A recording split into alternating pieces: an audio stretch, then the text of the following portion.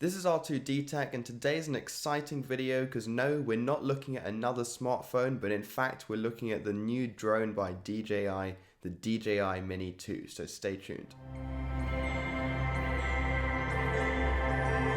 Starting with design, this drone has a really nice premium build, and it's also really small, which means you can travel with it quite easily. Now the arms also fold in, making it even smaller and even easier to throw into a backpack, for example. Now one of the main selling features though is the fact that it's under 250 grams in mass, not weight, mass, because we're being accurate over here. Oh, is that so? Now it's 249 grams, which means that you don't have to register it with the government if you live in the US. And of course this is just like an initial hurdle which you get to avoid, but you still need to follow all of the drone laws when you are flying. Of course though, probably the main reason why you are buying this drone is for the camera, and this has a really impressive camera actually, which is quite an upgrade from the last DJI Mini. So you are getting 4K 30 FPS filming, which I think is absolutely great, and it's a 12 megapixel sensor, so you should be able to get plenty of detail. Of course, it's also quite a large sensor, so it should be able to capture some really nice images, and paired with the software processing that goes on with the DJI app, you should be able to get some really nice footage. Now also it's on a 3-axis motorized gimbal, which does mean that you'll get some really stable shots even if it's slightly windy, and that feature I think is a killer feature. Paired with all of that nice resolution and everything else, you will be able to get some really nice footage on this drone. Moving on to battery, this is where DJI have really been making some great progress over the last few years, and on this drone you should be able to get up to 31 minutes of battery life. Of course, this is in ideal conditions and you'll probably never actually get this value exactly, but you should be able to get quite close. I'm guessing around 25 to 30 minutes if you're lucky. Now this is still a great amount of battery life to have, and you should be able to get any shots that you need, to be honest. Of course, it might be useful to have some spare batteries at hand so you don't need to charge it every time it runs out, but I'm really happy with this figure and I think you guys will be as well. Now onto the remote controller, which as you can imagine is quite a key part of flying a drone because it's what you're going to be holding while you fly. Although that was probably quite self-explanatory actually. They ask you how you are, you just have to say that you're fine when you're not really fine. The design of the remote, in my opinion, is a lot nicer now than the older remotes. Granted, it is a lot larger and bulkier, but on the other hand, it's a lot less flimsy as well. And also, I really like how you can mount your phone at the top rather than the bottom. It just seems more ergonomic in my opinion. But also, the main feature to talk about is the fact that it has a 10-kilometer range with the drone now, which is absolutely insane. I highly doubt anyone's really going to be using this range, but it's really nice to have, and it just puts my mind at ease that if I were to fly this drone like 5 kilometers out, I'd probably be really safe, as long as I'm not in a no-fly zone or anything like that. Now, it also has OcuSync 2.0 video transmission, which means that you'll get live video transmission back to your phone of 1080p or 720p resolution.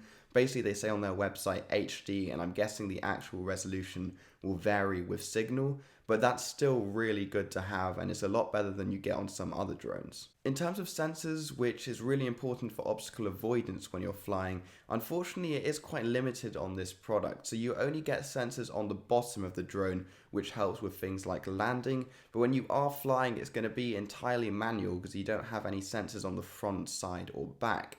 So if you do fly into a tree, then you will probably just lose your drone, whereas on the more expensive models that DJI released, they do have sensors all the way round, which means that if you try to fly a tree, it wouldn't really let you. Now, of course, this drone is more of a beginner drone and for amateurs rather than professionals, so in that sense it's not that big of a deal, and you can always still just use the camera feed to not fly into a tree, for example. Despite not having the sensors, you still get some really cool intelligent flight modes, which they call quick shots on this drone, and that will use the camera feed to actually detect the subject, which would be you or whoever you're trying to make the subject, rather than using sensors, which might be slightly less accurate, but considering they have some really good software processing as well, I reckon it will still be pretty good, and we'll run through some of those features now. Of course though, when you are flying and using these intelligent flight modes, because there are no sensors around the drone, it's up to you to make sure that the terrain is free of any obstacles, otherwise the drone will just fly into whatever's there. The first intelligent flight mode is called Droney, which is where the drone will move up and away from the subject while filming the subject. Then we have Helix, which is where it will circle the subject with an increasing diameter on every pass while also moving up and away. Then we have Boomerang, which is exactly what it sounds like. It will move in a boomerang formation, which is kind of like Helix, except it also comes back and circles closer towards the end. Next up is my favorite one, which is Rocket, which is where the drone will just accelerate up while filming the subject below, and it will increase the acceleration as it gets higher. And the final one is the most basic, which is just Circle, and it's exactly what it sounds like. The drone will just circle the subject while keeping focus on the subject. Next up, let's have a quick look at wind resistance. So the drone is rated for around 29 to 38 km/h winds, and I looked up the wind speeds where I am right now in the UK, and they're about 13 km/h, which is well within the safe range of flying. So I think you could pretty much fly in most locations as long as it's not somewhere crazy like the North Pole or something like that. But also in terms of altitude, you can't take off if you're over 4,000 meters above sea level.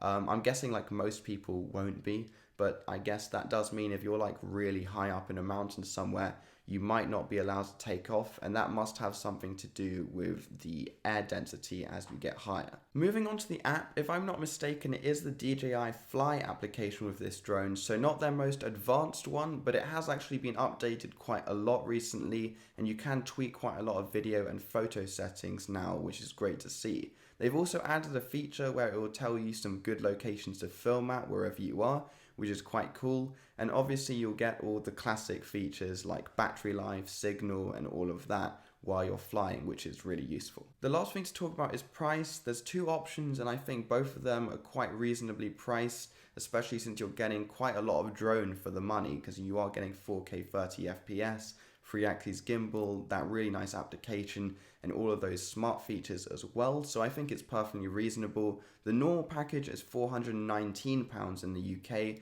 and it will be quite similar in the US. And if you're an absolute baller, then you might go for the Fly More combo, which is £549, and that just gives you some extra accessories like a carry case, 2 extra batteries, extra propellers, and a wall adapter. So I think that's quite good value for money, but you can just get the normal package, and that'll probably be absolutely fine as well. That's it for this week. Again, it's been a positive review, and I know we have had a streak of positive reviews at the moment on the channel, but that's just because it's been Techtember and Techtober as they call them, and there's been so many great products to look at. I promise in the future there will be a negative review of something, but just not yet.